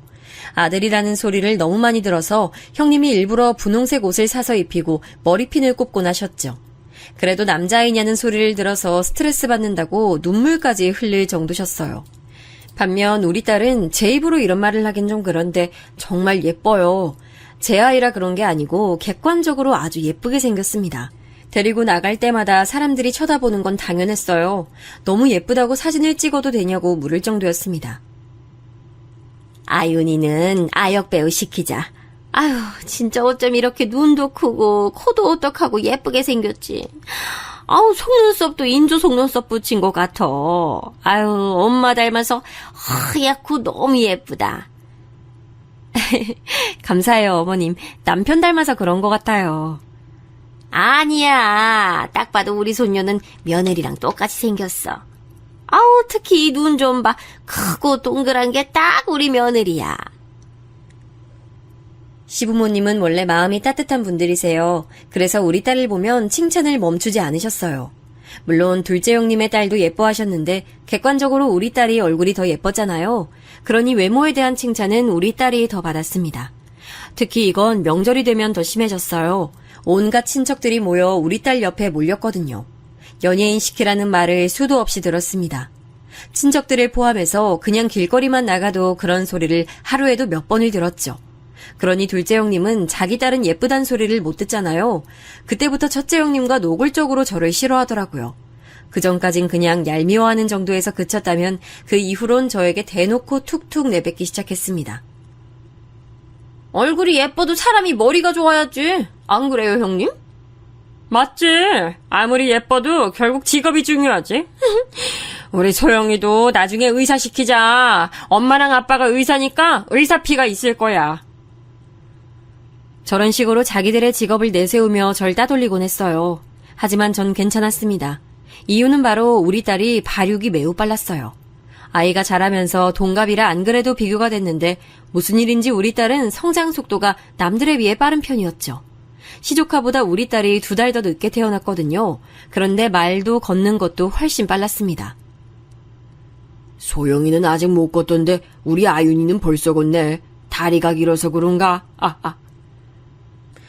아버님, 애들마다 발달 과정이 달라요. 동서처럼 친정에서 어린이 홍삼을 매번 주면 소영이도 빨리 걷겠죠. 아이, 그래?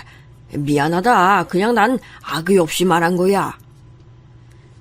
시아버지가 그냥 하는 말에도 형님들은 꼭 저를 걸고 넘어갔어요. 친정이 여유 있기도 하고 또 워낙 손녀 사랑이 대단하신 분들이라 영양제를 많이 챙겨주셨거든요. 둘째 형님 집이 여유 있는 집은 아니라 챙김을 못 받은 건 알지만 본인이 의사면서 그 정도는 충분하게 가능하지 않을까요? 그런데 형님들은 제가 친정에서 무언가를 받으면 그렇게 질투했어요. 그래도 그냥 남편과 오순도순 육아하며 재미를 느끼고 있었으니 제 삶에 만족했어요. 남편은 아이가 태어나고 더 헌신적으로 가정에 집중했습니다. 이런 남편과 산다는 것 자체가 만족스러웠어요. 반면 아주버님들은 제가 봐도 좀 너무했거든요. 그래서 형님들의 반응이 아예 이해가 가지 않는 건 아니었죠. 제가 순진한 남편을 꼬셨다고 생각할 정도로 아주버님들은 무심했어요. 시댁 식구들이 다 모일 때마다 느낀 건데 아주버님들은 형님들을 세심하게 챙기지 못했어요. 거기서 우리 남편은 저를 하나부터 10까지 다 챙겨주니 얼마나 꼴보기 싫었겠어요. 어쩔 수 없는 영향이라 생각했죠. 하지만 참는 것도 한계가 있었습니다. 그때 우리 딸 나이가 3살이었어요. 워낙 아기였던 조리원에서부터 우리 딸은 예쁘기로 유명했어요. 조리원 선생님들이 나중에 꼭 연예인을 시키라고 하실 정도로요. 저도 내심 제가 연예인으로 성공하지 못했으니 우리 딸이 배우가 되길 원하기도 했습니다. 우리 부모님은 제가 연예인 되는 것을 진지하게 반대하셨잖아요. 그래서 저는 반대로 적극적으로 밀어줘야겠다고 생각했습니다. 그래서 딸의 사진을 찍어 소속사에 보냈어요. 제가 봐도 외모가 매우 뛰어났으니 텔레비전에 내보내고 싶었거든요. 그런데 이게 무슨 일일까요? 우리 딸이 광고를 찍게 됐습니다. 꽤 유명한 광고여서 저도 놀랐어요. 이야, 우리 손녀 연예인 되는 거야? 언제부터 볼 수 있니? 듣기론 다음 달부터 바로 볼 수 있대요. 저도 우리 아윤이 될 줄 몰랐는데 너무 기뻐요. 이게 다 우리 며느리 얼굴 닮아서 그래. 나는 너 처음 우리 집에 왔을 때 무슨 시상식인 줄 알았다. 시부모님도 우리 딸이 광고 모델이 됐다고 하자 크게 기뻐하셨습니다. 그리고 마침내 광고가 텔레비전에 나오는 시기가 됐는데 하필 그때가 설날이었어요. 설이라 친척들도 다 모이고 복잡했는데 거기서 우리 딸은 완전히 주인공이었죠. 세뱃돈도 많이 받았고 덕담도 많이 들었어요. 그 과정에서 시조카는 찬밥 신세였습니다. 안타깝진 않았어요. 저도 사람이니까 오히려 통쾌한 마음이 들었습니다. 그렇게 저를 따돌리고 괴롭히던 형님들이 속이 터지는 게 보였거든요. 특히 둘째 형님은 얼굴이 새빨개진 채로 있더라고요. 본인 아이에겐 관심이 하나도 없으니 당연히 화가 나겠죠? 나 마트 갔다가 아윤이가 광고하는 과자 봤잖아. 아우, 너무 예쁘더라. 그래서 옆에 있던 친구한테 자랑했어. 감사해요. 그 과자 요즘 유행하는 과자라 많이 알아봐 주시더라고요. 그 뒤로 우리 딸은 몇 개의 광고를 더 하게 됐어요. 아주 유명한 아역 배우는 아니어도 마트에 가면 우리 딸의 얼굴이 있는 제품을 볼 수 있었죠. 시부모님은 대놓고 우리 아이를 예뻐하기 시작하셨어요. 시댁에 가면 사진 액자도 많이 걸려 있었고 만나는 사람마다 자랑하기 바쁘셨거든요. 또 아예 실물로 보여준다며 아이를 데리고 여기저기 많이 다니셨어요. 실제로 여행을 가도 딸이 예뻐서 눈길을 끄니까 그걸 그렇게 좋아하시더라고요. 그 모습을 보며 뿌듯하기도 하고 통쾌하기도 했죠. 물론 편애가 좋지 않다는 건 알고 있어요. 시부모님이 우리 딸을 더 예뻐하긴 했어도 그렇다고 시조카에게 못해준 건 없으세요. 똑같이 조리원 비용도 내주셨고 아이들 생일 선물도 똑같은 걸로 해주셨습니다. 지원해주는 부분에서 섭섭함을 느끼게 하진 않으셨어요. 다만 우리 딸이 예쁘고 애교가 많으니 더 찾게 되신 거죠. 그러다 사건이 하나 터지게 됐습니다. 제가 일부러 제 과거를 숨긴 건 아니었는데 말하지 않은 사실이 있었잖아요. 바로 제가 예전에 배우 활동을 했다는 사실이요. 이게 저는 숨기고 싶은 과거는 아니었어요. 어쨌든 제가 그렇게 원했던 건 사실이니까요. 그냥 굳이 알리고 싶지 않았던 거였어요. 제가 말한다고 아는 드라마나 영화였으면 이미 말했을 텐데 그것도 아니었거든요. 말해도 모르는 사람이 대부분이라 굳이 나서서 말하지 않았던 거였습니다. 그런데 정말 너무 우연히 제가 배우로 활동했던 게 밝혀졌어요. 시댁에서 우리 딸의 아역 배우 건으로 얘기를 나눌 때였습니다. 제가 고등학생 때 드라마 찍은 적이 있거든요. 그때는 환경이 좀 열악했는데 이제는 꼭 그렇지도 않더라고요. 그래서 아윤이가 재밌어하면 오디션 보러 다니려고요. 어머, 우리 며느리가 배우였어? 아유, 난 그것도 몰랐네. 왜 그걸 이제 말해? 에이, 뭐 거창한 건 아니고 그냥 어릴 때 꿈이 배우였어요. 그래서 고등학생 때 몇 개 찍었는데 주연도 아니고 완전 단역이에요. 그래도 아유, 어쩐지 그 외모가 일반인으로 살기엔 너무 아깝지. 그래서 우리 아윤이가 이렇게 예쁜 거네. 그 드라마 제목이 뭐야? 아유, 아니에요. 지금은 찾아볼 수도 없어요. 굳이 무덤까지 숨기고 싶은 얘기는 아니어서 자연스럽게 얘기를 꺼냈어요. 마침 우리 딸이 드라마 아역 배우 자리에 오디션을 보러 갈지 고민 중이었거든요.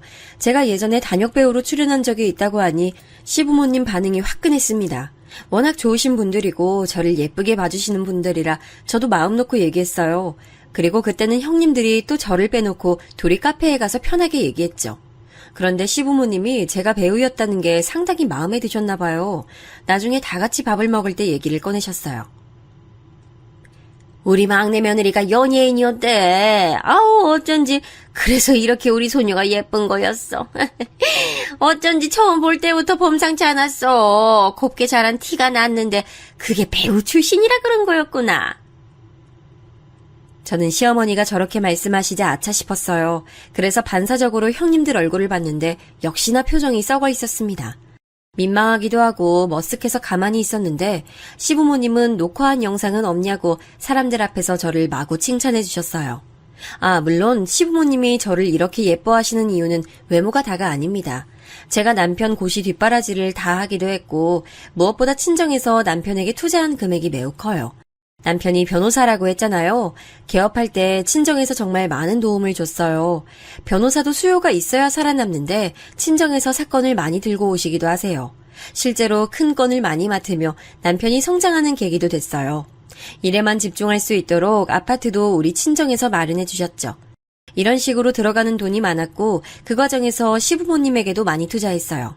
시댁이 그렇게 잘난 형편은 아니라고 했잖아요. 그래서 형님들 몰래 시부모님께 크게는 이사 비용부터 가전제품을 바꾸거나 하다못해 백화점 상품권까지 매번 제가 챙겨드렸어요. 반면 형님들은 의사여서 돈도 많이 벌면서 시부모님께 용돈도 제대로 드리지 않더라고요. 듣기론 형님들의 집안도 잘난 편이 아니라고 하더라고요. 물론 부부 의사니까 돈벌이가 아쉽진 않을 텐데 시부모님에게 제대로 지원해주지 않았어요. 그래서 제가 안타까운 마음에 더 도움을 드렸던 것도 있습니다. 아무튼 그렇게 제가 과거에 연예인이었다는 사실이 드디어 밝혀지게 됐어요. 그렇게 대단한 건 아니라고 생각했는데 시부모님은 그게 그렇게 좋으셨나 봐요. 제가 시댁에 갈 때마다 연예인이 왔다고 해주셨어요. 장난으로 제 기분을 좋게 하려고 하신 거라는 걸 저는 알고 있었죠. 그런데 형님들은 그것마저 보기가 싫었나 보더라고요. 아우, 연예인이었으면 과거엔 어땠을까? 순진한 서방님을 도대체 어떻게 꼬셨는지 궁금했는데 이제야 알 것 같아. 그러니까요. 그래서 원래 연예인들이 낯이 두껍다고 하잖아요. 이제 모든 의문이 풀려요. 남편은 저 만날 때 제가 연예인이었다는 거 몰랐어요. 미용실에서 만난 거 두 분도 아시잖아요. 어머, 깜짝이야. 아니, 말도 없이 나타나서 왜 이래? 저 없을 때 두 분 계속 제 얘기하는 거 알고 있었어요. 이제 그만하실 때도 됐잖아요. 저도 참을 수가 없어 대놓고 말한 적도 있어요. 그런데 형님들은 그럴 때마다 둘이 뭉쳐서 더 심한 반응을 하더라고요. 동서, 사과 먹을래? 내가 좀 깎아왔어. 아까 먹고 싶다며. 아, 네. 형님들이 정말 얄미웠던 건 시댁 식구들 앞에선 안 그런다는 점이었어요. 그것도 꼭 시부모님이 한 분이라도 계시면 절대 안 그러더라고요. 그래서 저만 속이 터지는 날들이 연속됐어요. 참다가 저렇게 말을 하니까 그래도 조금은 괜찮았죠. 시부모님은 전혀 모르고 계셔서 우리 며느리들은 사이가 좋아서 다행이라는 말도 하셨어요. 어찌나 여우 같은지 둘이 똑같았습니다. 그러다 제가 도저히 참지 못하고 폭발하게 된 계기가 있었어요. 저는 사실 저한테 저러는 건 어느 정도 넘길 수가 있었거든요. 앞에 말했듯 똥이 무서워서 피하는 것은 아니잖아요. 그런데 형님들은 저에 대한 질투가 너무 심해서 우리 딸한테까지 화살이 갔어요. 우리 딸은 그때 광고를 몇 개 하고 있었고 아주 좋은 기회로 영화까지 출연하게 됐습니다. 그래서 시댁에서 가족들이 모이면 우리 딸이 항상 주목을 받았어요. 그날도 딸의 영화 출연이 화제거리였습니다. 우리 아윤이가 영화 출연하면 우리 영화관 대관해야 하는 거 아니야? 에이, 아버님, 그래봤자 몇 분도 안 나올 거예요. 아역이고 비중이 크지도 않아요. 그러면 뭐 어때? 아니면 편집해서 아윤이 부분만 보자. 그리고 우리 막내 며느리 드라마도 구해서 같이 보면 되겠네. 아버님, 제가 나온 드라마는 이제 진짜 보고 싶어도 구할 수가 없어요.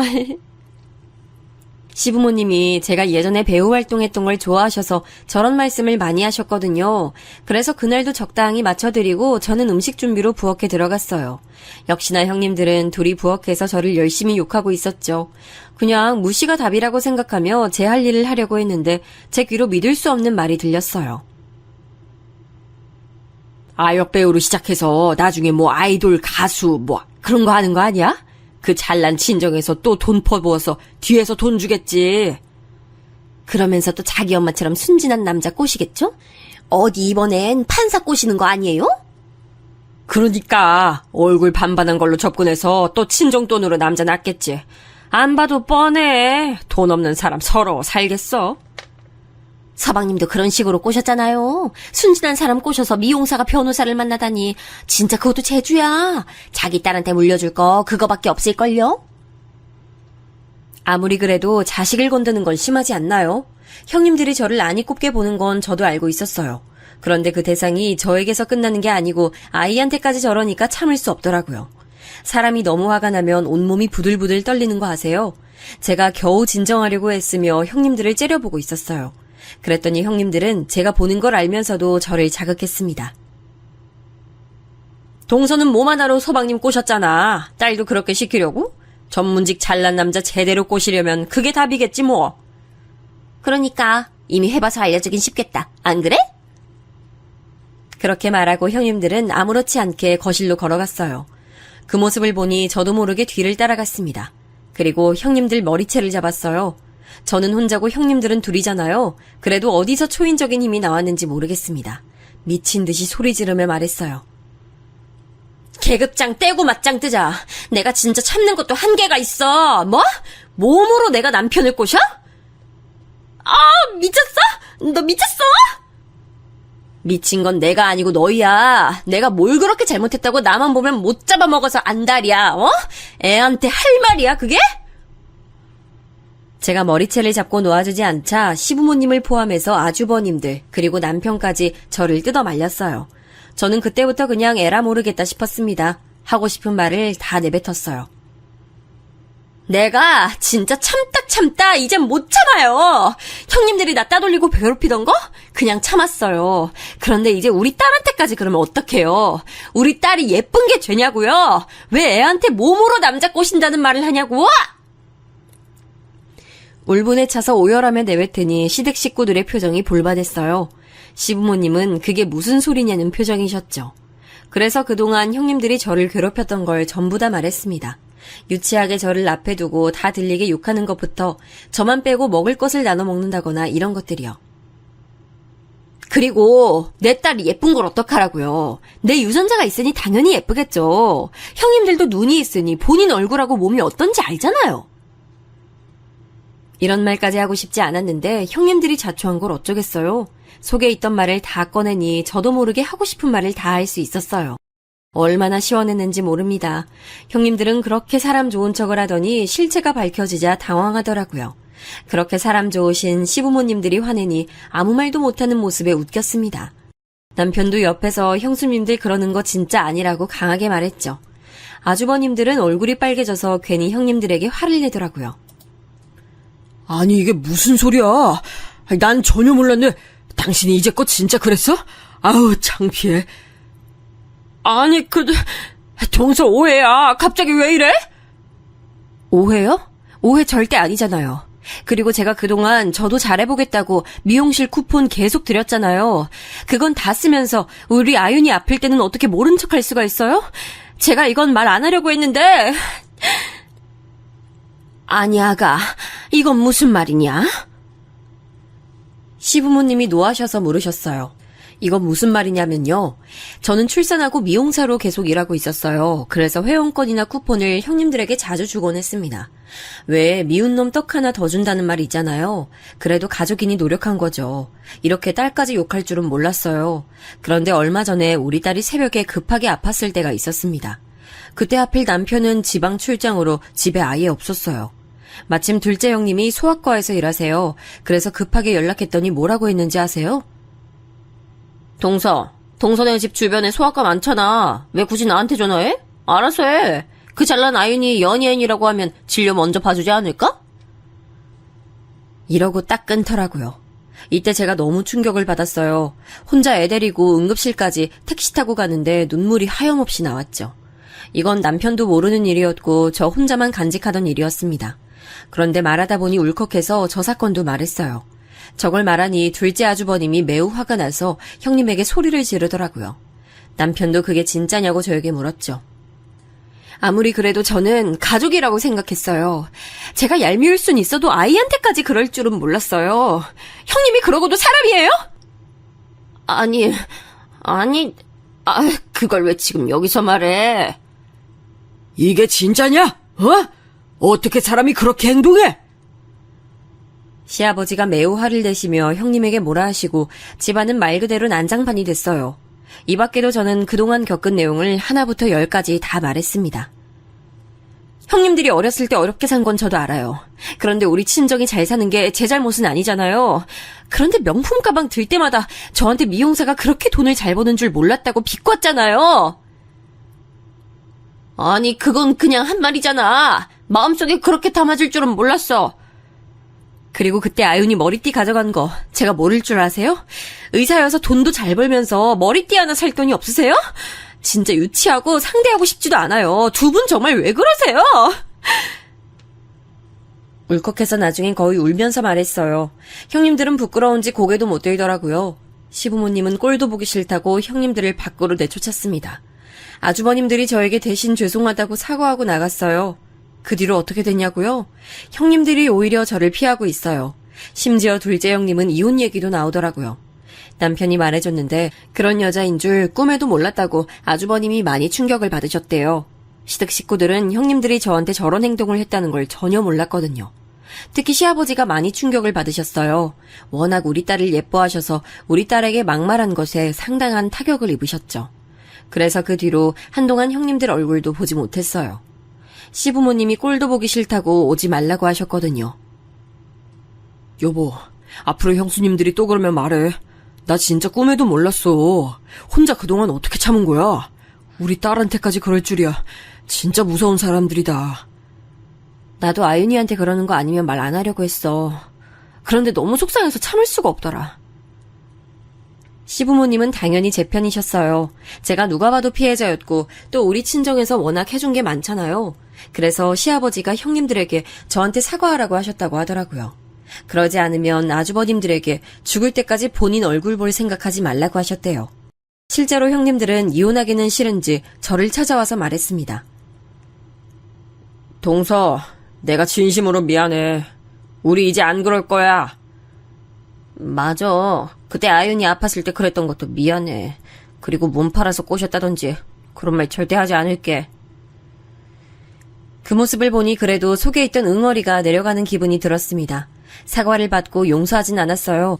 저도 사람이라 그동안 당했던 것을 금방 바로 알겠다고 하기가 어렵더라고요. 그냥 알겠다고 하고 돌려보냈습니다. 그 뒤로는 저는 보란듯이 시부모님과 잘 지내고 있어요. 우리 딸도 작은 역할이지만 텔레비전에 종종 나오고 있고 그런 딸을 시부모님이 상당히 자랑스럽게 여기고 계시죠. 시댁에 갈 때마다 싫은 얼굴들 보지 않아도 되니 너무 편해요. 남편에게 듣기론 의사 딸인데 시조카가 발달이 늦다고 하더라고요. 그 과정에서 아주버님하고 둘째 형님이 그렇게 싸운다는 소식도 들었습니다. 첫째 형님도 자식을 본인 몸 문제로 못 가지고 있잖아요. 그래서 아주버님에게 눈치가 보인다는 말을 들었는데 제가 이렇게 다 폭로해서 형님들도 속이 말이 아닐 거예요. 두 명이 어찌나 그렇게 본 모습을 잘 숨겨왔는지 다른 사람보다 아주버님들이 많이 놀랐습니다. 겉으론 저도 형님들이 저럴 줄 전혀 몰랐거든요. 아무튼 저는 이제 시댁에 가도 얼마나 마음이 편한지 몰라요. 여기까지가 제 사연인데요. 재밌게 들으셨는지 모르겠네요. 들어주셔서 감사합니다.